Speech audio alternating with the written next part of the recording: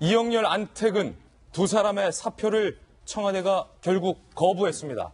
사표 수리가 아직은 때가 아니다라는 겁니다. 그리고 문재인 대통령은 검찰 수사까지 언급을 했습니다. 저희가 준비한 첫 번째 돌직구 신문부터 살펴보겠습니다.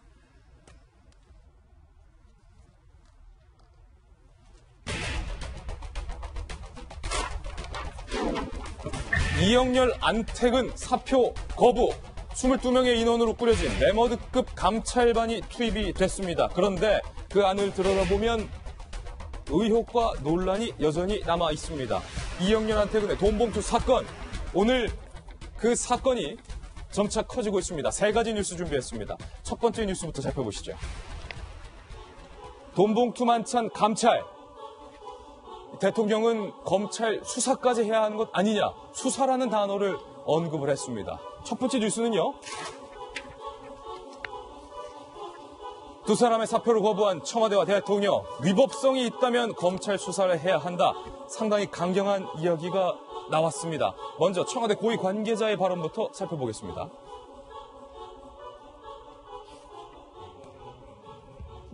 문재인 대통령이 뭔가 수상한 상황인데도 알아보지 않는 게 더 이상한 일이고, 검찰에서 위법성이 판단이 되면 검찰에 고발을 하거나 할 문제다라는 취지의 말을 했다. 검찰 수사를 언급한 겁니다.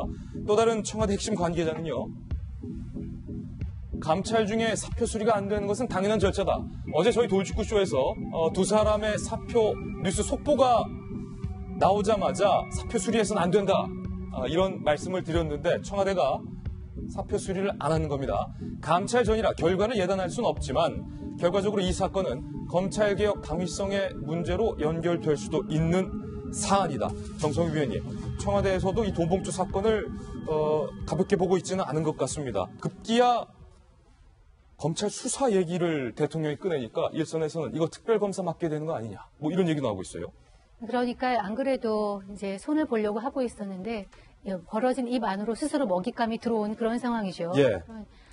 그래서 이제 좋은 빌미를 제공해 줬습니다. 두 사람이 어저께 사표를 냈는데 당연히 수리가 안 되고 이제 감찰을 하게 되고요. 지금 당연한 얘기죠. 감찰 과정에서 뭐 법적인 위반이 나오면 당연히 수사로 전환되는 것은 당연한 것이고, 지금 현재 22명의 대규모 감찰반이 구성이 됐는데 이미 전원에게 그 회식 자리에 참석했던 10명 전원에게 지금 경위서를 받고 있고요. 예. 경위서를 받은 다음에 이제 대면 조사를 해가지고 그 상황을 파악한 다음에 돈 봉투의 출처, 그다음에 이것이 정말 경력금인지 아니면 수사 지원비인지 아니면 정말 나를 수사 대상에서 빼줘서 고맙다는 그런 감사의 성격인지를 규명을 한 다음에 법적인 처리가 이루어질 것 같고, 결과적으로는 이것은 이제 검찰의 고강도 인적 청산으로 이어질 것입니다. 지금 법무부 장관, 그다음에 차관도 지금 사실상 사표를 내는 상황이고, 법무부에서 가장 힘이 세다는 검찰국장, 그다음에 서울중앙지검장, 전부 다 사표를 낸 상황이기 때문에 우병우, 좀 더 가면 우병우 라인에 대한 대대적인 어떤 청산으로 연결될 것 같습니다. 22명의 합동 감찰반이 꾸려져서 급기야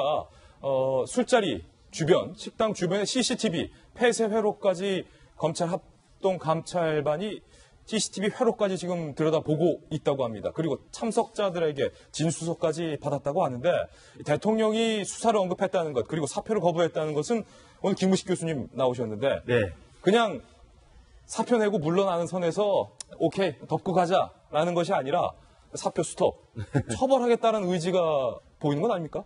일단 원칙적으로 아까도 이야기 나왔습니다만 감찰 중에 사표를 받는 건 일단 맞지가 않고요. 예. 감찰이 끝난 다음에 결과를 보고 사표 수리 여부를 생각을 해야 되기 때문에 원칙적 입장에서 맞는 건데, 중요한 것은 정치적 메시지죠.